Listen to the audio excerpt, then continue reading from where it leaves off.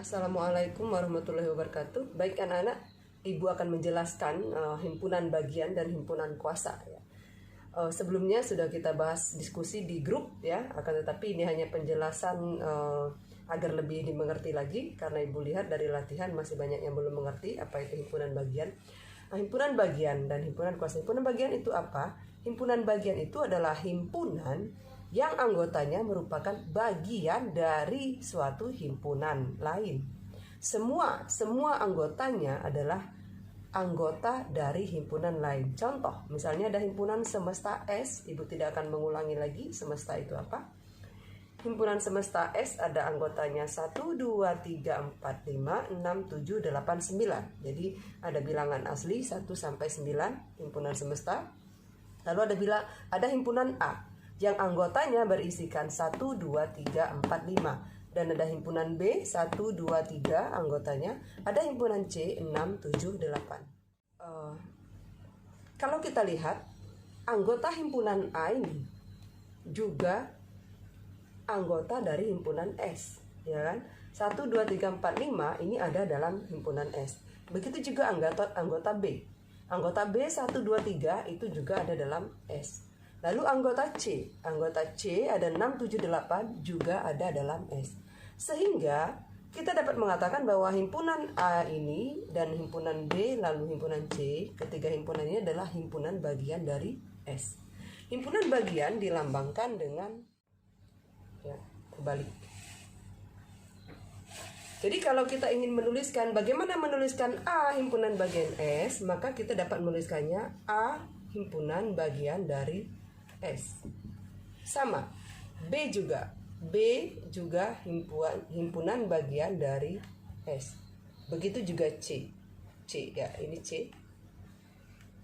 C juga himpunan bagian dari S. Jadi A himpunan bagian dari S, B himpunan bagian dari S, dan C juga himpunan bagian dari S. Sekarang apakah B merupakan himpunan bagian dari A? Bagaimana kita ingin melihat apakah suatu himpunan tersebut merupakan himpunan bagian dari himpunan lainnya? Kita lihat anggotanya. Apakah anggota B ini ada di dalam A? Semua anggota B ada di dalam A. Jika iya, maka B juga himpunan bagian dari A. Kita dapat menuliskan jadi B adalah himpunan bagian dari A. Sekarang apakah C himpunan bagian dari A? Kita lihat C itu anggotanya 6, 7, 8. Sedangkan di A, himpunan A hanya 1, 2, 3, 4, 5. Maka C bukan himpunan bagian. Kita dapat menuliskan C bukan himpunan bagian, kita coret seperti himpunan kosong ya.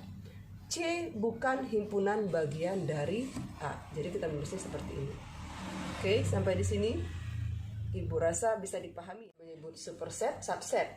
Sekarang superset itu apa? Seperti ini. B himpunan bagian dari A. Maka kita bisa menyatakan B subset A. Ini artinya B himpunan bagian dari A.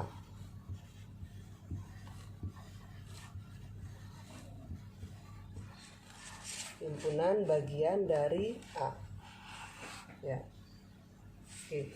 Sekarang ada yang namanya superset tadi disebut. Maka kita dapat menyatakan A itu adalah superset B. Oke, jadi kebalikannya ya. Jadi kalau dia himpunan bagian kita sebut subset. Kalau dia merupakan himpunan yang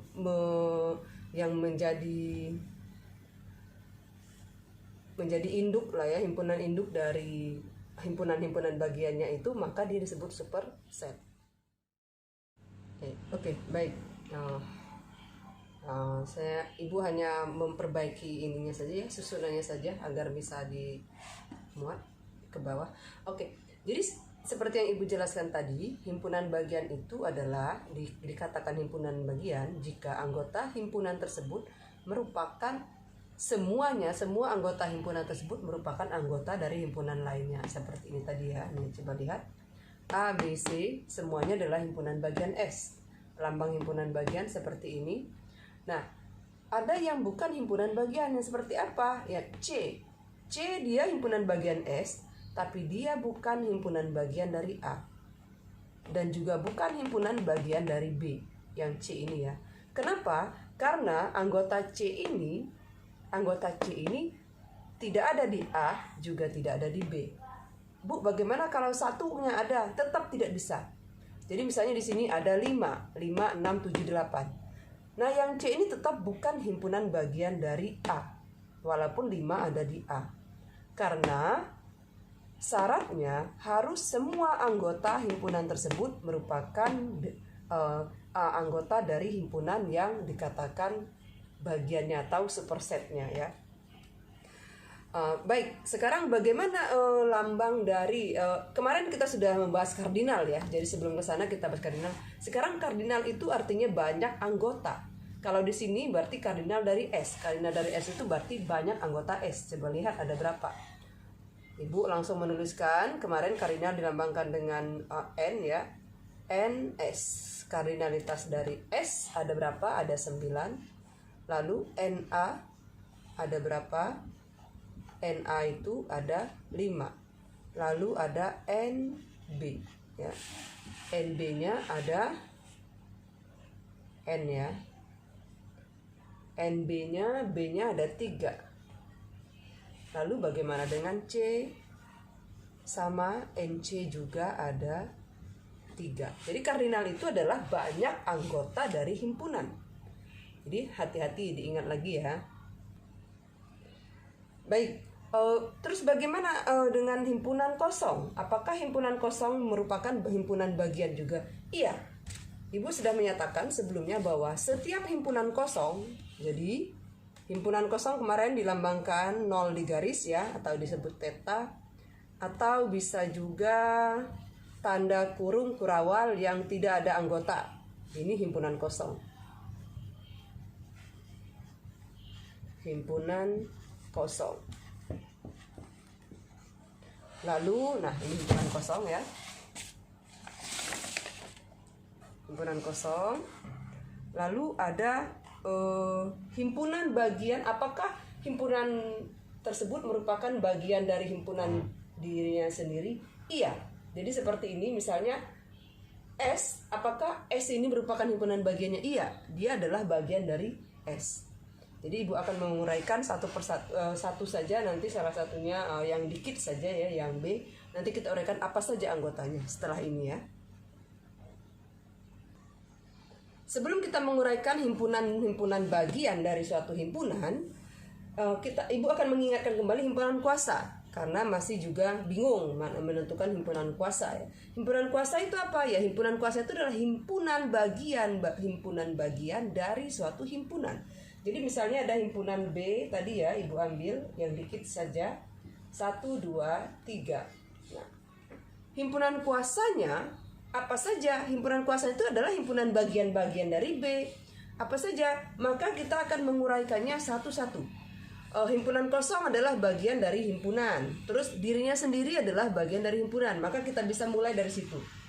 Maka himpunan kuasa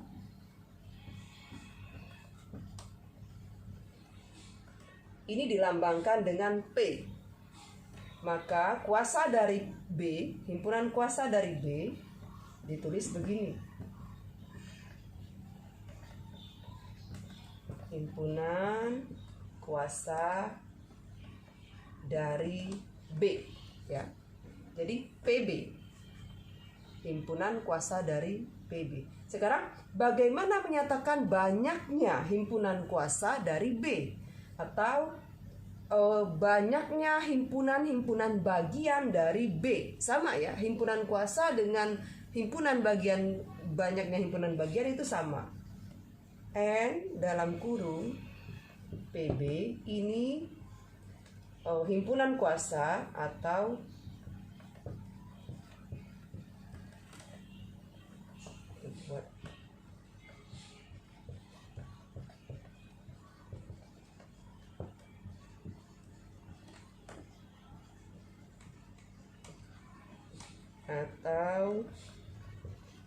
banyak himpunan bagian.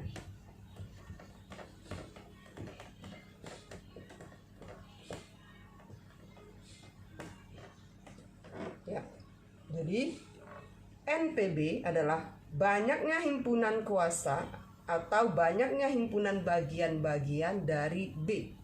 Apa rumusnya? Sudah Ibu singgung juga di diskusi grup. Ini hanya memperjelas lagi bagaimana Ibu menuliskan ulang ya. Ini sudah Ibu jelaskan juga, Ibu langsung ke rumusnya saja. Ada 2 pangkat anggota, banyaknya anggota ya. Jadi 2 pangkat NB. Jadi banyaknya menentukan himpunan bagian itu adalah banyak himpunan bagian itu adalah dengan 2 pangkat banyak anggota B. Jadi 2 pangkat NPB. Sekarang NB berapa? Menentukannya ya, menentukan himpunan kuasa atau himpunan bagian dari B. Pertama kita hitung dulu berapa sih yang harus kita cari. Berarti NB, pangkat NB. NB berapa? Anggota B itu berapa? Anggota B itu ada 3, maka 2 pangkat 3.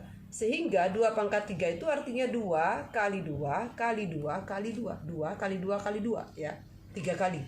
Dapatlah 8 ya.